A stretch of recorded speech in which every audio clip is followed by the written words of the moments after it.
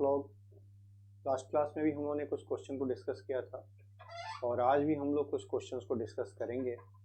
तो पिछली 2 क्लासेस में हम लोगों ने जिन क्वेश्चंस को डिस्कस किया उसमें आपके सामने परम्यूटेशन कॉम्बिनेशन था और साथ ही साथ क्या था, आपको मेंसुरेशन था।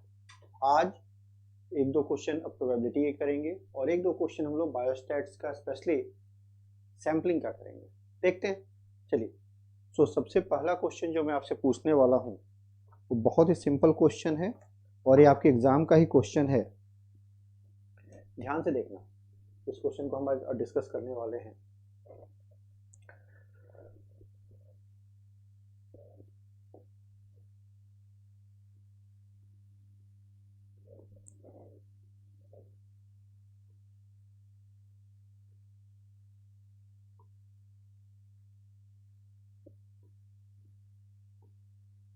A canal system is shown in the figure.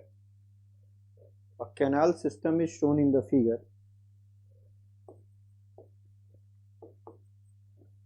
There are 2 gates, G1 and G2. A canal system is shown in the figure. Water flows from A to B. Water flows from A to B. Water flows from A to B through 2 channels. This channel and this channel.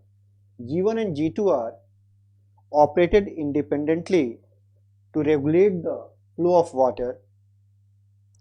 The probability that G1 will be open is 10% and the probability that G2 will be open is 20%. What is the chance that water will flow from A to B? Repeat कर देता हूँ, यह एक canal system को represent कर रहा है जिसमें वाटर 2 डिफरेंट पाइपलाइन के through A to B flow कर रहा है। एक पाइपलाइन में एक गेट है G1, दूसरे पाइपलाइन में दूसरा गेट है G2 और दोनों गेट एक दूसरे से इंडिपेंडेंट वे में फंक्शन करते हैं। ठीक है, G1 के ओपन होने का चांस 10% है, G2 के ओपन होने का चांस 20% है। तो क्या चांस है कि वाटर जो है A से B तक फ्लो करेगा? सिंपल सा क्वेश्चन है और इस क्वेश्चन को करना बहुत आसान है। ठीक है, इस क्वेश्चन को समझते हैं। वाटर कैसे फ्लो करेगा, यह सोचो। वाटर कब फ्लो करेगा और कैसे फ्लो करेगा? वाटर या तो इस G1 से फ्लो करेगा या G2 से फ्लो करेगा या फिर दोनों से फ्लो करेगा। Water can either flow through G1 और G2 और बोथ, राइट। अब बात यहां पे आ गई कि जहां भी ईदर और आता है तो हम किसका इस्तेमाल करते हैं? एडिशन रूल ऑफ प्रोबेबिलिटी का। जब भी ईदर और आता है तो हम किसका इस्तेमाल करते हैं? एडिशन रूल का।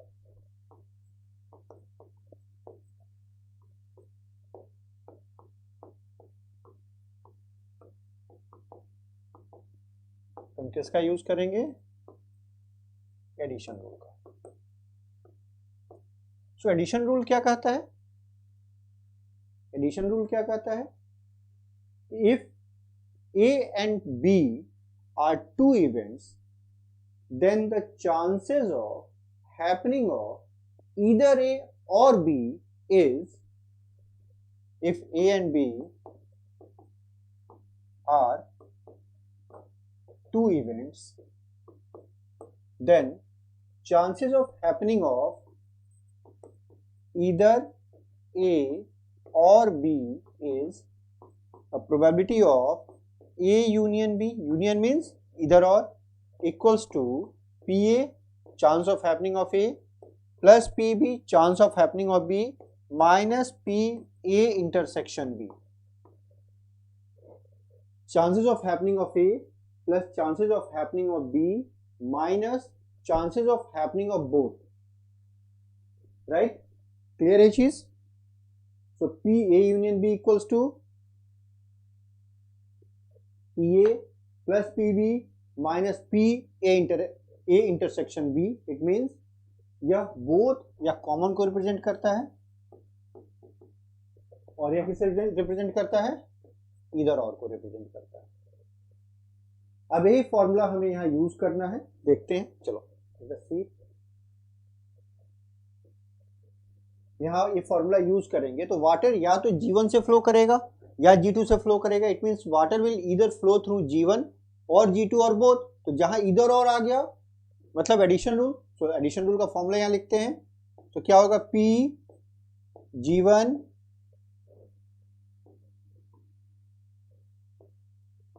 Union G2 equals to P G1 plus P G2 minus P G1 intersection G2।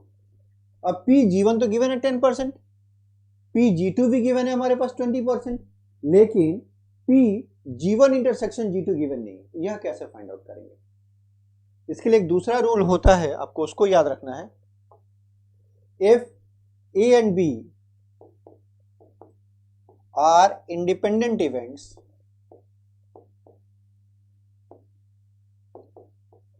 if A and B are independent events, then the chances of happening of both is P A intersection B equals to PA into PB। तो हम यह multiplication rule यहाँ use करेंगे और फिर हम इसे लेके आएंगे और फिर देखते हैं क्या होता है। सो यह क्या हो जाएगा, P G1 plus P G2 minus P G1 into P G2, that is equal to 10% plus 20% minus 10% into 20%, that is equal to 30% minus 2%, that is 28%। ठीक है, 30% minus 2%, that is equal to 28%। सो आप इस तरह से इसे सॉल्व आउट कर सकते हो। ठीक है, चाहो तो आप परसेंटेज की जगह पे यहाँ पर न्यूमेरिक वैल्यू यानी 10/100 20/100 करके भी यूज करोगे, सेम वैल्यू आएगी, उसमें कोई दिक्कत नहीं है। ठीक है, क्लियर है, मुझे उम्मीद है।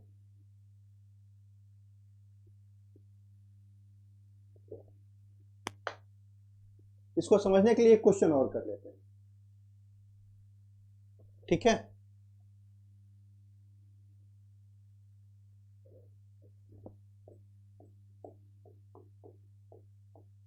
from a pack of cards, a card is selected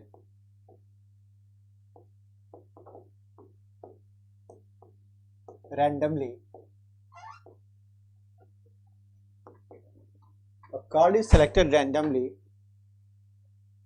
ठीक है, what is the chance that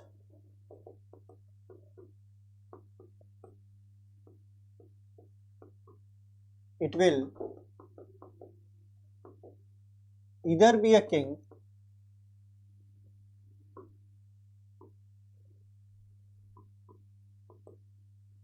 और डायमंड। एक पैक ऑफ कार्ड में से एक कार्ड को सेलेक्ट किया गया, क्या चांस होगा कि वह या तो किंग का कार्ड होगा या फिर डायमंड का कार्ड होगा। ठीक है, तो चलो अब इस क्वेश्चन को सॉल्व करने की कोशिश करते हैं। अगेन इधर और आ गया, देख रहे हो। तो जब भी इधर और आए या नीदर नॉर आ जाए, इसका मतलब कि आपको एडिशन रूल से स्टार्ट करना है। तो बेसिकली फाइंड आउट क्या करना है, P किंग यूनियन डायमंड। क्या होगा, P king plus P diamond minus P king intersection diamond. अब बताओ किंग के कितने कार्ड होते हैं, 4। टोटल कार्ड कितने होते हैं, 52। तो किंग का कार्ड आने का चांस क्या होगा, 4/52। ठीक है, डायमंड के कितने कार्ड्स होते हैं, 30। डायमंड के कितने कार्ड होते हैं पता है ना सबको, नंबर ऑफ कार्ड्स तो खैर सबको पता होंगे, 52 कार्ड्स होते हैं टोटल, जिसमें से कि 2 कलर के कार्ड होते हैं, 26 ब्लैक 26 रेड। रेड कार्ड जो होते हैं फर्दर 2 टाइप के होते हैं, डायमंड एंड हार्ट। तो डायमंड के 13 एंड हार्ट के 13 कार्ड होते हैं। वो कार्ड कौन कौन से होते हैं, एस टू 10, 1 को एस करते हैं, तो ace to 10 and then jack queen king. Jack, J stands for jack not joker. Always ये बात हमेशा ध्यान में रखना है कि जोकर जो है वो पैक का पार्ट नहीं होता है। जोकर जो होता है वो 13th card, sorry 53rd card होता है, वो 53वां कार्ड होता है, 53rd कार्ड होता है, वो हमारे पैक का पार्ट नहीं होता है, हमेशा ध्यान रखना। तो जो पैक के अंदर जे लिखा होता है उसका मतलब होता है जैक, जैक मीन्स गुलाम। सो डायमंड कितने होते हैं 13, तो डायमंड का कार्ड आने का चांस क्या होगा 13/52। अब देखते हैं क्या कोई कार्ड कॉमन है। Yes, there is one card is called, there is one card is called king of diamond. एक कार्ड होता है जो दोनों में कॉमन होता है, वो किंग भी होता है डायमंड भी होता है, तो दोनों को रिप्रेजेंट करता है। सो 1/,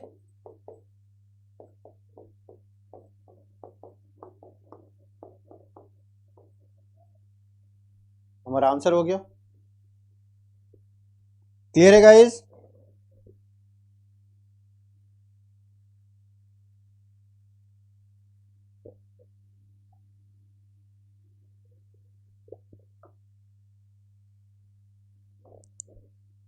मान लो इसी क्वेश्चन में हमारे पास होता नीदर किंग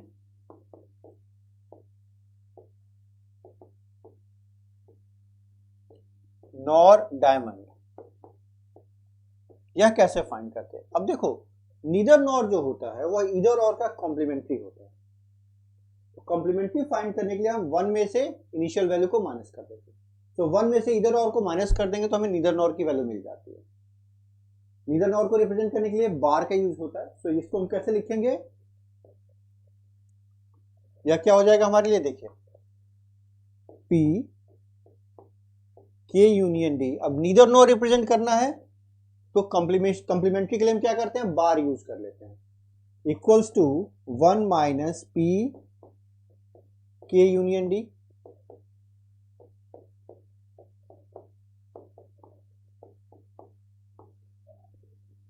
हे गाइस, देखो कितना आसान होता है, बहुत ही आसान चीज है, आप सब लोग बड़े आराम से कर सकते हो बिना किसी परेशानी के, इस तरह कोई भी क्वेश्चन आता है तो। ठीक है, चलो आगे बढ़ने के पहले एक दो क्वेश्चन और कर लेते हैं। ठीक है,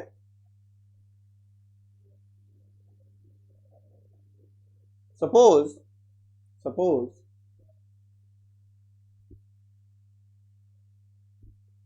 a dice is rolled, what is the chance of getting a 6?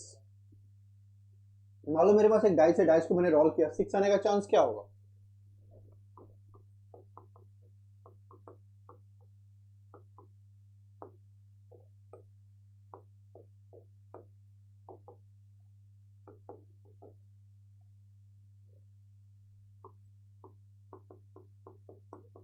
One by 6, ये तो सबको पता है। टोटल नंबर्स कितने होते हैं 6, और उसमें 6 कितनी बार आता है, एक बार, 1 टाइम, तो क्या हो जाएगा 1/6। ठीक है, चलो अब एक क्वेश्चन करते हैं।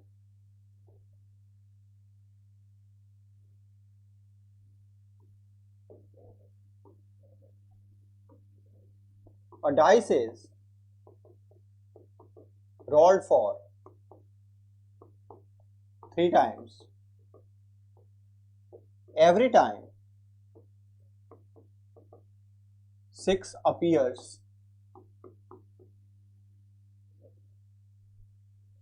what is the chance, what is the probability or chance that on the 4th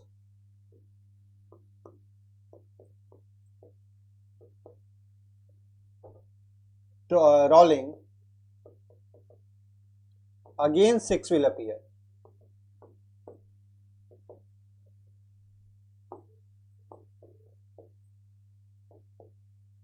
एक डाइस को 3 बार रोल किया गया, हर बार 6 आया, चौथी बार फिर से रोल करेंगे, क्या चांस है कि फिर से 6 आ जाएगा, क्या चांस होगा इसका? तो अगर हम इसकी बात करें, इस क्वेश्चन की बात अगर हम लोग करें तो बहुत ही आसान क्वेश्चन है।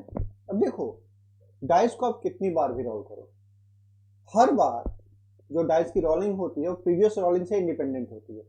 तो पहले क्या है, इससे हमें कोई मतलब नहीं है, हमें केवल उस एक स्पेसिफिक रोल से मतलब होता है जो हमने रोलिंग की है उसकी। यानी पहले आपने डाइस को 50 बार थ्रो किया हो, कोई अंतर नहीं पता क्या आ रहा है, उस बार अगेन सेम चीज आएगी।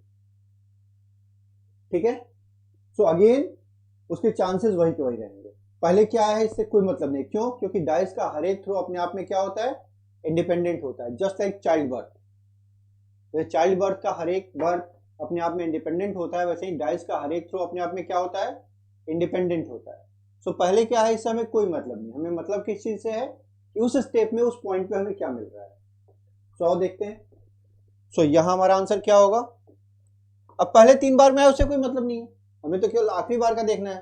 तो आखिरी चांस में क्या आ रहा है, हमारा डाइस है, डाइस में 6 आने का चांस क्या होता है, 1/6।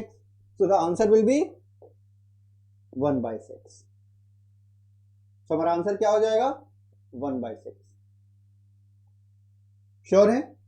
चलिए एक क्वेश्चन और कर लेते हैं, आसान सा। सपोज अ पर्सन हैज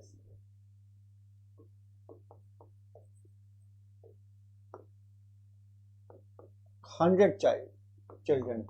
100 भी हो सकता है, 10 भी हो सकता है, 1000 भी हो सकता है, कुछ भी हो सकता है। 1000 भी दे सकते हैं, 10 भी दे सकते हैं, कुछ भी दे सकते हैं, उनकी मर्जी है। What is the probability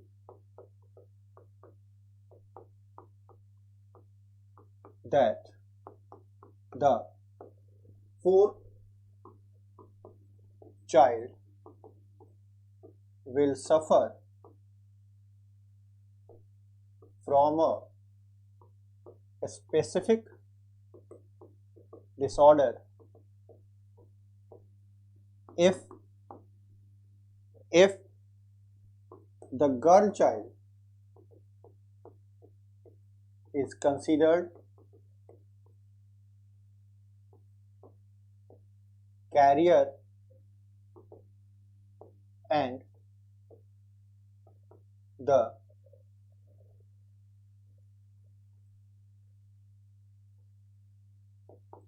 chances for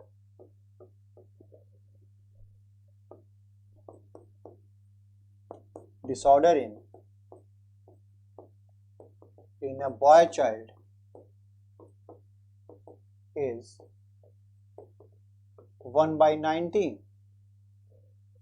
The chances of that disorder in a boy child is 1/19.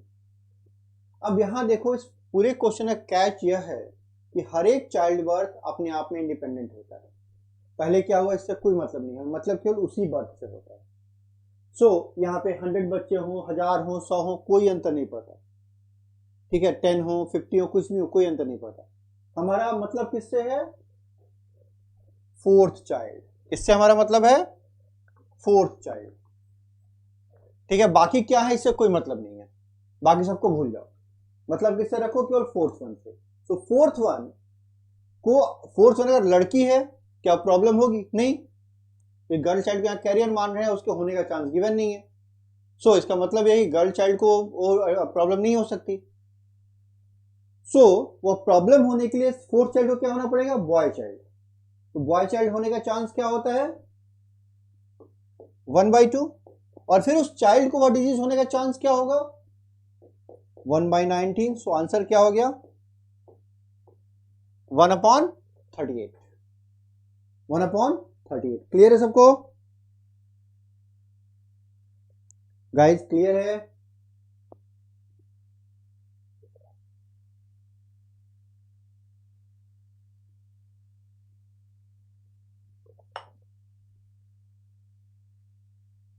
Sure है। देखो, तो इस तरह के क्वेश्चन भी आपके एग्जाम में पूछे जा सकते हैं, जो बहुत ही आसान होता है, आप आराम से कर सकते हैं। एक बार दोबारा आपको एक्सप्लेन कर देता हूं। देखो, चाइल्ड कितने हैं इससे हमें कोई मतलब नहीं है, जिस स्पेसिफिक चाइल्ड की बात हो रही है हम केवल उसी के ऊपर फोकस करेंगे। और चूंकि हर एक चाइल्ड बर्थ दूसरे से इंडिपेंडेंट होता है, सो नंबर ऑफ चाइल्ड हमारे लिए कोई मायने नहीं रखता। हमारा मतलब किससे है, फोर्थ चाइल्ड से। और फोर्थ चाइल्ड अगर गर्ल चाइल्ड है तो कैरियर है, और उसके होने के चांसेस गिवन नहीं है, तो हम मान के चलेंगे उसे वो डिजीज नहीं होगी, उसे वो डिसऑर्डर नहीं होगा। तो वह डिसऑर्डर शो करने के लिए क्या होना चाहिए, उसे बॉय चाइल्ड। तो बॉय चाइल्ड होने का चांस क्या गिवन है, 1/2। और उस बॉय चाइल्ड में वो डिसऑर्डर होने का चांस क्या गिवन है, 1/19।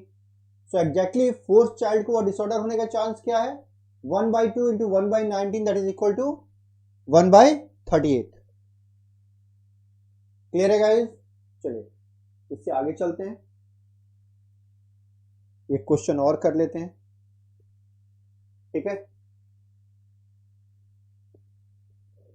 एक क्वेश्चन और कर लेते हैं।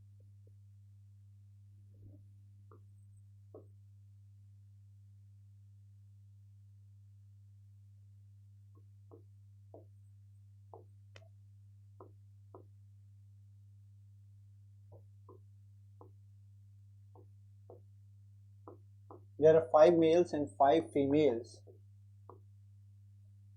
in a group. There are 5 males and 5 females in a group.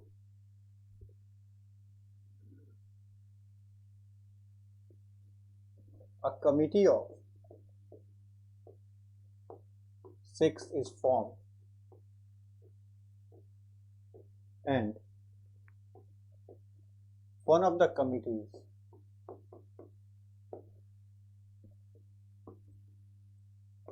is selected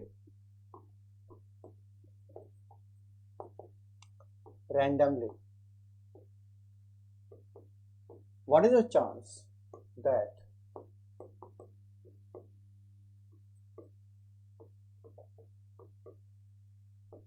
there will be exactly 4 males and 2 females in committee? There are 5 males and 5 females in a group. A committee of 6 is formed and one of the committees is selected randomly. What is the chance that there will be exactly 4 males and 2 females in the committee?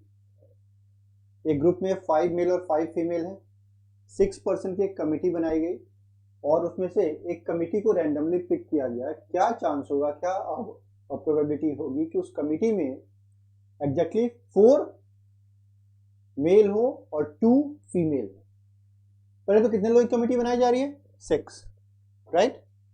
अब देखो probability का सबसे basic concept क्या है, याद है? Probability का सबसे बेसिक कंसेप्ट क्या है?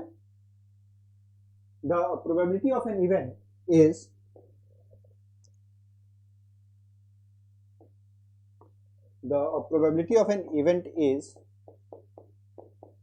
the ratio of favorable events divided by total events। यह सबसे बेसिक कंसेप्ट है और इसी कंसेप्ट का यहां हमें यूज करना है। सबसे पहली बात, टोटल इवेंट्स यानी टोटल नंबर ऑफ कमिटीज कितने होंगे? कितने लोग हैं? 10। और कितने लोगों की कमिटी बनानी है? 6 की। 10 में से कितने पिक करने हैं? 6। कैसे पिक करेंगे? Whenever we select more than one object or one person at once, then the method of combination is used।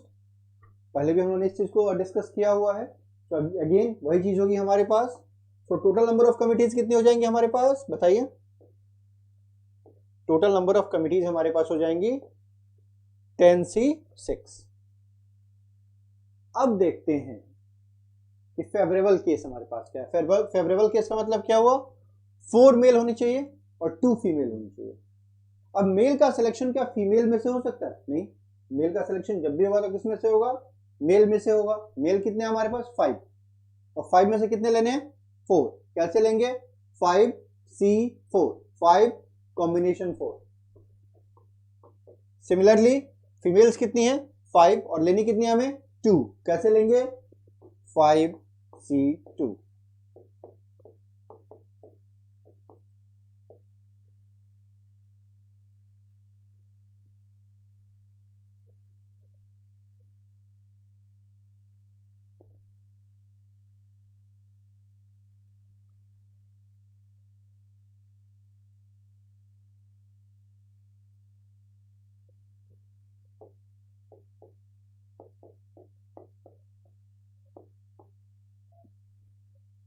5/21 हमारा आंसर हो गया।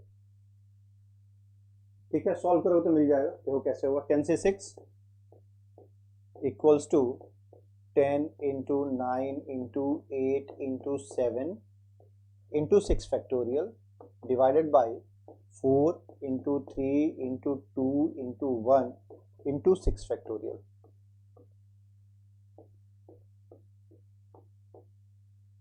सिमिलरली ऊपर वाला हमारा सॉल्व हो जाएगा। तो हमारा आंसर क्या हो जाएगा 5/21।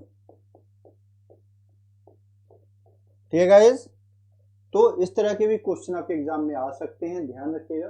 बट बहुत ज़्यादा डिफिकल्ट क्वेश्चन प्रोबेबिलिटी पे आने का चांस नहीं।